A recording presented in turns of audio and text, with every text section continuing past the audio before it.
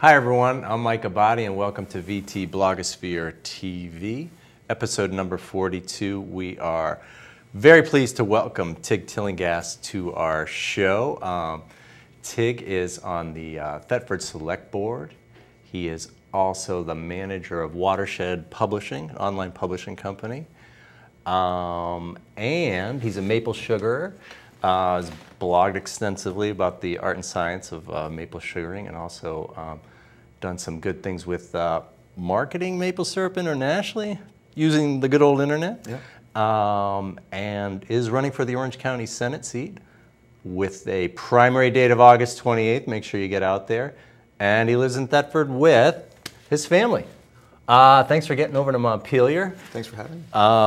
Our service area here at Orca definitely covers some of Orange County, so be good to introduce you to the western side of the county. Sure.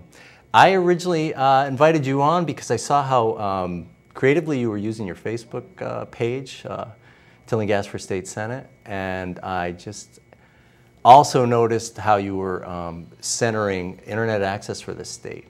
So I asked you on, not knowing about your extensive experience online. And would you mind just leading with sharing some of that? Sure, sure. Yeah, I came out of college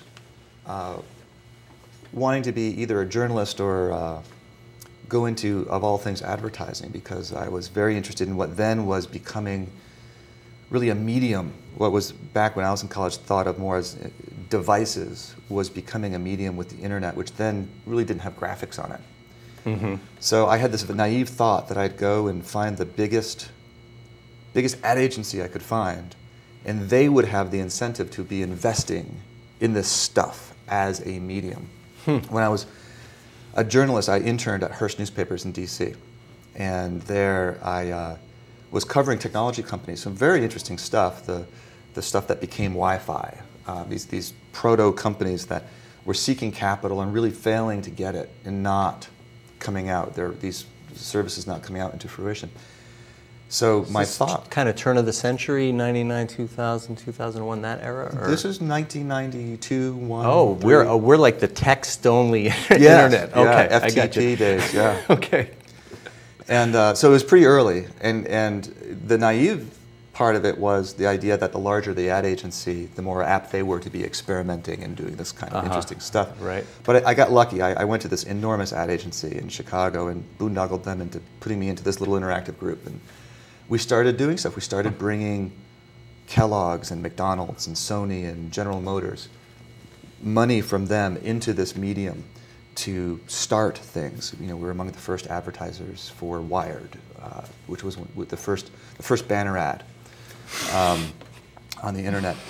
And so it was heady times. It was interesting. And looking back today, you see these, it's not quite 8-bit, but it's pretty unsophisticated stuff that we were doing. But back then it was interesting because we had no idea where it would go. But that was my early introduction in hopefully helping push things forward. Great. Creating the future.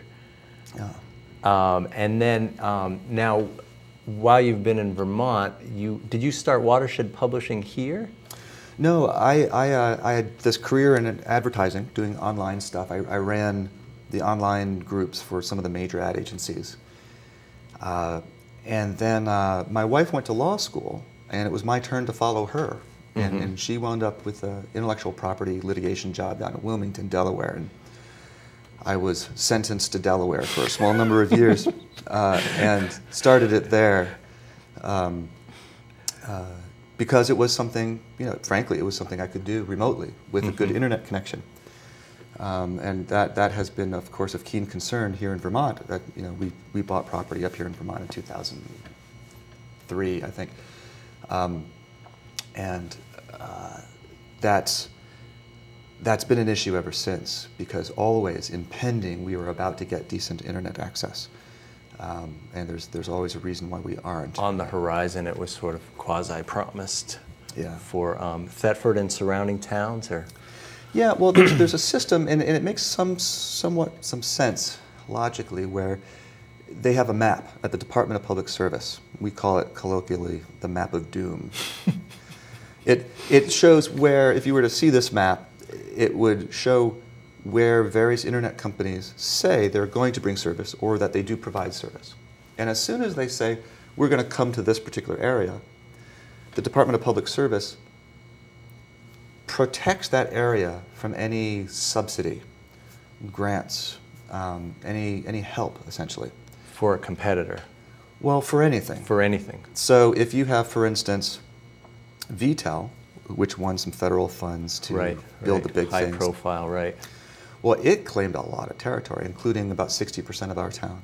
Oh. And ever since, all these other programs that we might fall into to get broadband build-out haven't been able to apply. You're captive. And this has been happening for years and years. In fact, Thetford has been a victim of the map of doom for decades. We were among the first towns to bring a fiber line into town, something called ThetNet. And it was to the schools and the fire department, the libraries. Great project, wow. Volunteer effort, really fantastic effort. But what it did was it put us as one of the first towns on that map, which is what in part protected us from any help ever since. So we have a town that's very close to Dartmouth. We have a lot of professors and doctors in town. Yeah, you would think that this would be one of the highest demand towns for its size in the state, yet we have a hodgepodge of inadequate service. Huh. That's such an odd turn of phrase, protected from help. Yes. But that's how it's structured. The government has protected us, yes. I know there was some activity this summer, and I think Fairpoint's been given a line from Chelsea, and I don't know if it's going to get all the way over to the Connecticut River or what. Do you have a sense of sort of the latest and greatest version? It's quite complicated. The short version is we've had a bunch of efforts, some really well-intended, good efforts, volunteer efforts, private efforts, to bring up. There's one called EC Fiber. It's a fiber to the home effort, a wonderful project. They've been getting private financing to the tune of a couple $1 million to start their build-out. Right. They were hoping that they'd get money from the VTA, the Vermont Telecommunications Authority. And just as they applied for these grants, a few hours later, Fairpoint said, we're going to come in and color that section of the map of doom our Fairpoint color. Right. So it prevented that competition from coming in. So for those particular sections that Fairpoint is coming in, they'll probably get decent DSL. But they do not intend, Fairpoint does not intend, they've stated this, to go into the other areas of these towns, of this service area. Okay, they're building a spine, so to speak. That would be a generous way of putting it. There's been a lot of cherry picking going on, which makes it very difficult to create the economies of scale to bring internet to the dark hollows of these areas. Huh.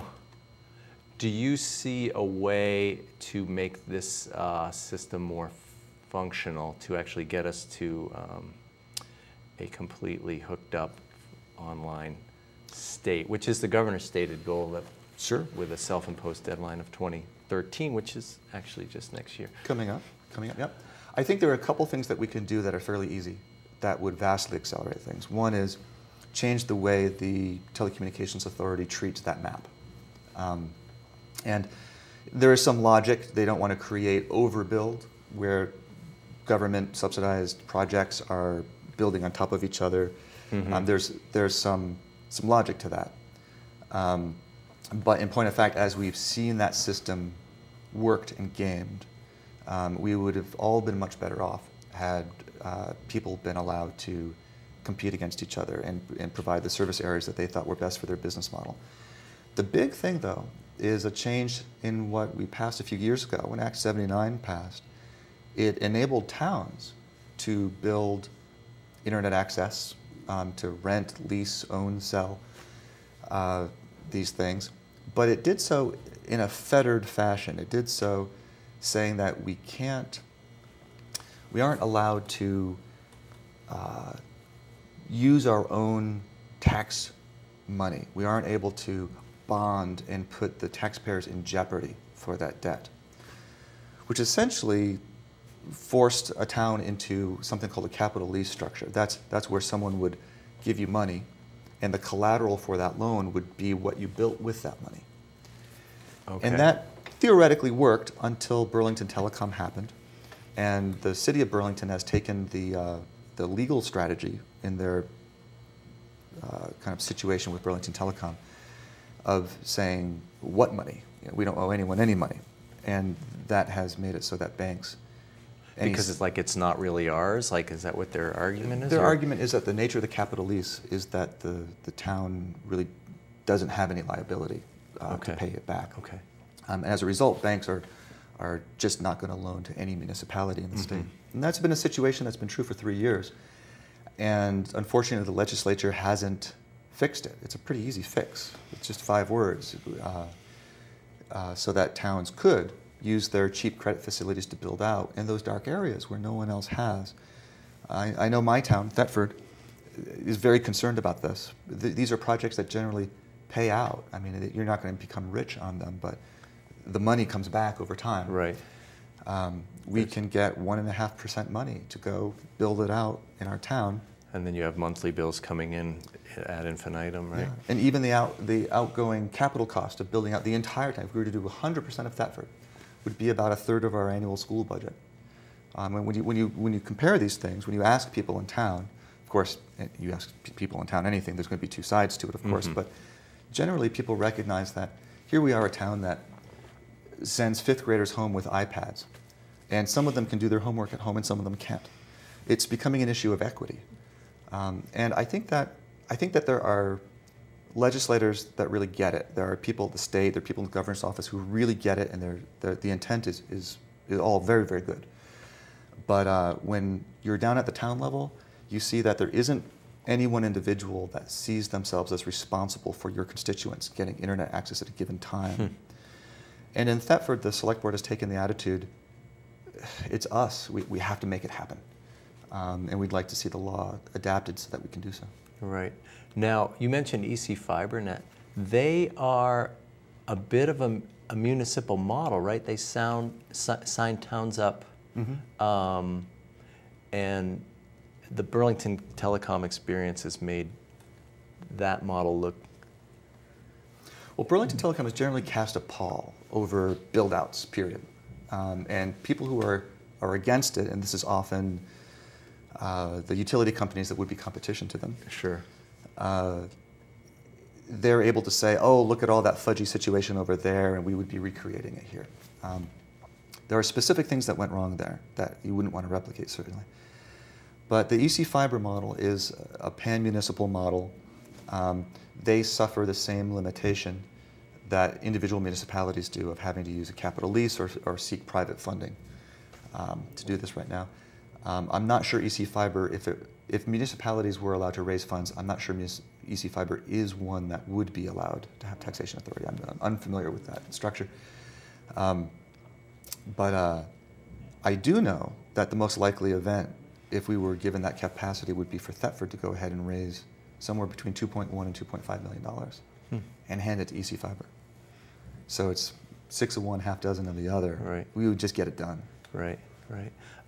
You've done a lot of really kind of intriguing writing on the blogosphere about sugaring. And I'm just wondering how you got going with that. Oh, it's also, I mean, it's sort of just writing, but it's also a form of marketing too, and that's a fascinating intersection. I don't know. Yeah, it is an intersection of many things. When I first learned how to sugar, it was 25 years ago in Thetford.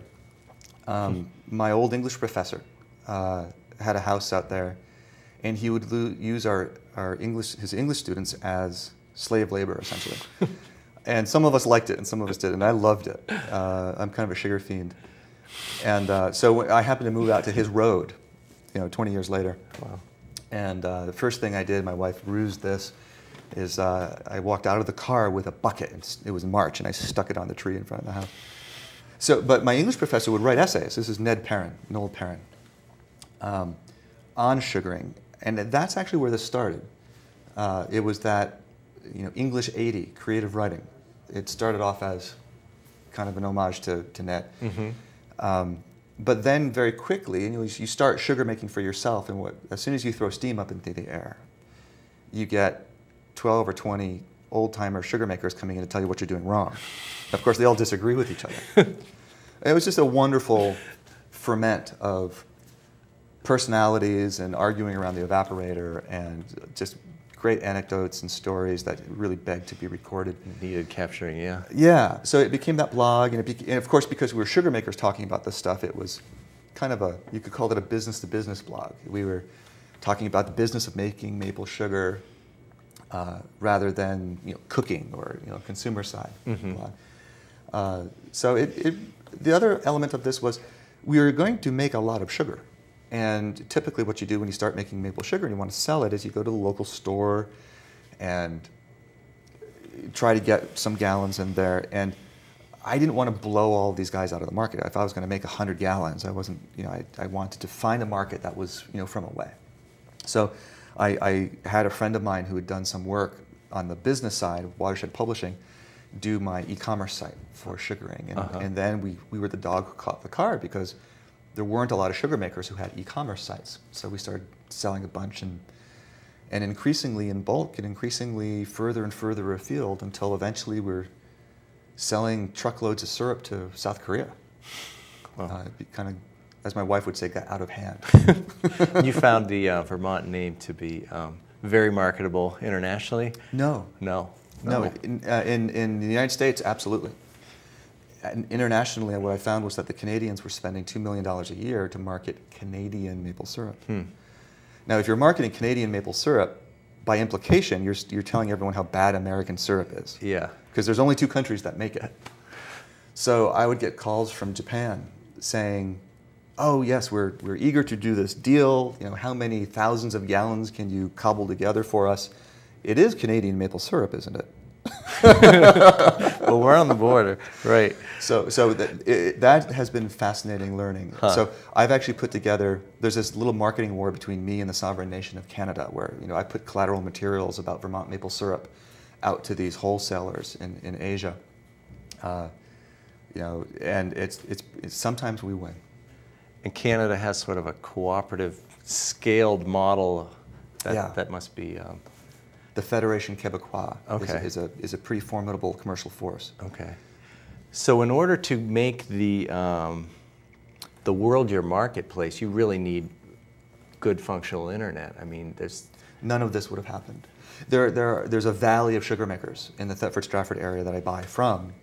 We have our own wholesale market essentially, and it couldn't have happened without the internet. It's interesting. We are very involved with local food events and something we've been very supportive. Local foods in schools, things like that. It's something that I think is a fairly popular cause in our section of the county, as it is in the west side of the county. Right. But people are a little ambivalent about this. Here we are, selling a lot of this maple syrup to Asia, to the South Koreans, and Ukraine and other places, Poland, Germany. We have seen some ambivalence about the extreme non-localness of that market. But yet what we're doing is we're keeping a lot of this production land, thousands of acres actually, producing maple syrup rather than houses. Right. And that's just got to be good for Vermont to get our products out there and our name out there, just across the board. Absolutely. You are knocking on doors live and learning what's on people's mind. And you also on your website have a SurveyMonkey questionnaire up. Yeah.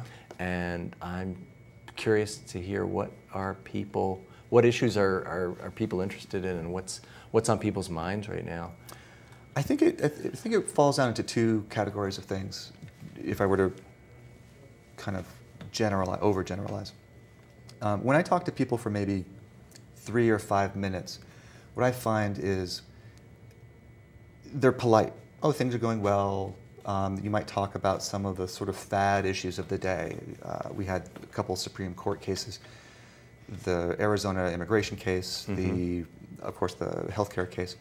You might talk about these national issues. Latest headlines kind of stuff, right. You talk to them for 20 minutes or 25 minutes, or you sit on a porch and have a beer with them for 10 minutes. And I think there's a lot more hurting out there than folks really appreciate from these superficial conversations. Economically, I think the statistics aren't really showing how a very high percentage of individuals are not as well off as they were, and they're concerned. There's a real worry. There's an adrenaline pumping about what's going to happen 6 months from now, a year from now. Mm-hmm. Oftentimes they're worried about their kids who are finding a great deal of difficulty getting a job. Right. I think the unemployment rate in Vermont is fairly understated for a variety of factors. Mm-hmm. You can look at it longitudinally over time, and it might actually be good data, but it is, in a gross fashion, understated. You have a lot of parents who are paying for their children to live in cities seeking jobs elsewhere, and they're not on our statistics. There's just a lot of interesting individual circumstances, and it's a corrosive concern. It's not as though when you talk about the jobs issue, there's a particular prescription that they generally are looking for.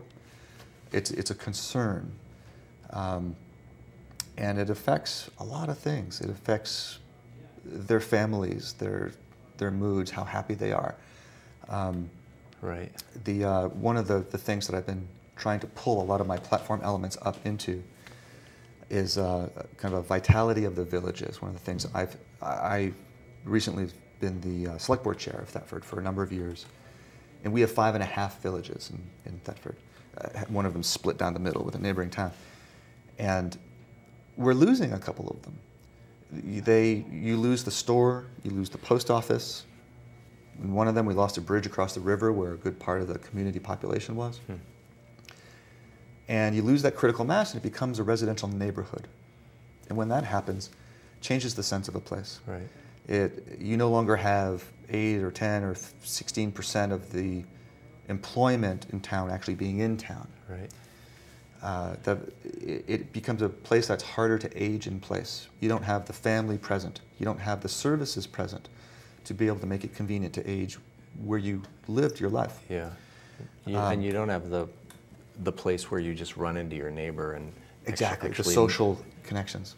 Although there are some interesting online elements that have kind of taken over for some of that. It's not a replacement. So when we talk about business development aspects, there's a lot of different programmatic things we can do. Right now, the incentives that we have to bring businesses, to bring jobs into the state, are geared toward larger businesses, typically more polluting businesses. When you have, let's say you have bloggers in the audience whose sites grow to a scale where maybe they could make a go at it with advertising. Well, how many employees is that? That's 3/4 of one, right, spread right. over 3 people. Right. That's contractor work. That's not FTEs. Mm-hmm. And as a result, it doesn't apply to the types of business incentives that you could get otherwise if you were building a glass bottle factory and had 120 full-time equivalents. You could get incentives. So there's actually some pretty interesting stuff that I think that we can fix that puts the wind at the back instead of the front of a lot of these village-scale businesses. We have other elements like in your town of Randolph, the Gifford Medical Center had a wonderful project for senior assisted living that they didn't get permitted for it. Essentially, it was a kind of a balance between agricultural lands right, versus some prime this ag project. Land. Yep. And you can definitely argue both sides of that. But they had a mitigation plan where they would actually save more farmland than they would have used. Mm-hmm. And when you look at how deliberate we need to be to put these facilities in our communities to allow the aging in place and to keep the critical mass of these towns, I think we need to put in place in legislation mechanisms to allow people to make those balances. My sugar making, really what my extracurricular activity, what my wife and I do is we're involved in these conservation organizations, Vermont Center for Eco Studies, Audubon, and I'm critically aware of the habitat concerns, but it's, and I'm very cynical about the term smart growth. Mm-hmm. But I think we need to be really smart about how we gear our development and to condense it into these centers. Strengthen the villages. Yeah. Right. Now, you mentioned Randolph. The Orange County Senate seat is actually most of Orange County, but it doesn't include the town of Orange. You're probably getting to know this map quite well, but Sure. it's an odd. Yeah. You sort of explain where. It's Orange County if you subtracted Orange and a few of the towns by the Connecticut River. Fairleigh, West Fairleigh, Bradford, Newbury. Right. And Chelsea's a shire town. Chelsea's right in the middle. Right. And so it's Thetford in the southeastern corner, and kind of over to Randolph, and then up to Williamstown, and then kind of a stair steps down, skipping Orange and those other Connecticut River towns. Okay. Are you finding it to be sort of a cohesive, Oh, not at all. No. No, we never did. Constituency, I've I guess. been involved with a lot of the select boards. Being on the select board for so long, you wind up dealing with issues. Like when we had Irene, we dealt with our issues, and we weren't as hard hit as other towns like Royalton, which isn't in Orange County, but they were hard hit. Down the White River, right. We sent a lot of our volunteer efforts over there. And beautiful. We've had a lot of involvement in different areas and roads and different types of policies. So I know the select board people in a lot of most of these towns. And there's very little truck between these valleys. You have three main valleys going up and down Orange County. There's the Connecticut River, the White River. Essentially, you can think of it as, 110, 14, and Route 113. Yeah. But that's been a very energizing thing for me, going around door to door to these different towns and talking to people who have concerns that we haven't seen in Thetford. And it has been just. My wife is shocked when I come back after 6 hours, sweaty, just excited. Another nice summer day. Exactly, very sweaty this summer. Talking to people about what their concerns are, and you can't pigeonhole folks here. You will have people, third-generation farmers being concerned about the internet and business development, and people in downtown Randolph being concerned about farming, and there are more common concerns than not. But one of the things that I've found, and I have a bias coming from the select board background, of getting down and getting tactical and going and fixing things, and not kind of these bigger, broader issues of how is immigration playing nationally, and what should Vermont's response be to it. Frankly, that's a lower priority for me because of the number of people it affects. Right. For me, I see everyone in the state being affected by what's going on in their village, and the waning of the village.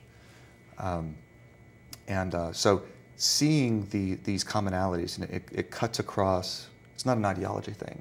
It's not a party thing. It's people who live here and who get it are concerned about it, and sometimes they're not sure what can be done about it, and that generates some frustration. And when you present to them, here are 5 things we can do, it's like water to the thirsty. Right. I've noticed in Randolph that it's seeming less like the center it was, and more like some people orient to Montpelier and some people orient to White River. And I imagine Thetford, I guess, do people orient to St. Jay and to Hanover? It kind of splits that way. We did a SurveyMonkey poll on that question 2 years in a row. And what we discovered was the vast majority of people consider Thetford to be their community, where their identity is, where their friends are. But about 40% of them commute elsewhere to work. And we're not sure with just 2 years data where that's trending. We're going to keep tabs on that. Great. That's a great question. But when you have these, we're lucky. We have 2,800 people. We have 5.5 villages, which means that you might have 300 people in your village, which makes it seem like a very small, intimate community. It's almost like a federation. Right. And because of that structure, people feel it's a very small, intimate town. And so you have that identity. There's a sense of connection, but people are actually going off A in lot all of other directions. towns let one village develop, and it kind of ate the other villages. Huh. And they lack that intimacy. Huh. That's fascinating stuff. And you're getting some really nice widening of perspective as you visit the Absolutely. whole county. It's been a real education. It is an odd county. We got 91 and 89 sort of separateness there too, and definitely the rivers Sure. play a huge part. Fascinating stuff. Appreciate the time. Good luck on August 28th. Thank you very much. Primary day. Get out there and vote. There's a lot going on. Night, everyone. There are business opportunities out here. If you got people who want to go to work and people with money to spend, and they're both in the same place, it's a good place to invest.